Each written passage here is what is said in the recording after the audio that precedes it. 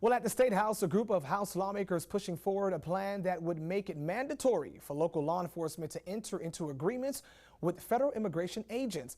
The South Carolina ACLU is pushing back hard against the measure. Our Mike White has been tackling this situation since last week.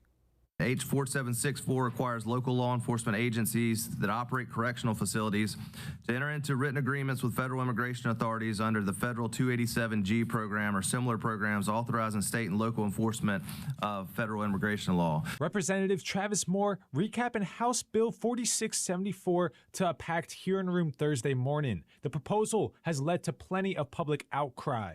What this bill does is say that every local law enforcement agency, rather than being voluntary, they must attempt to enter an agreement. The subcommittee heard hours of testimony from opponents last week, so some changes were made Thursday, including law enforcement being allowed to arrest only if authorized by the agreement or at the direction of federal authorities, and school resource officers being prohibited from being included.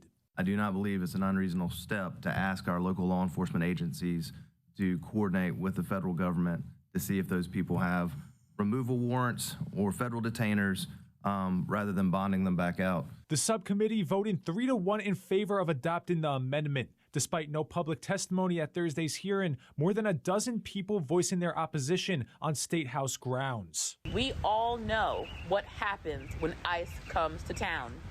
We've seen it in Minnesota. We've seen it in Florida. And yes, right here in South Carolina. Many here saying they feel the bill makes it difficult to trust ICE's work with local law enforcement. Others say they're on edge. Our communities, including American citizens like myself, are living in fear, not knowing if we will be the next victim of the atrocities conducted by ICE against anybody they profile.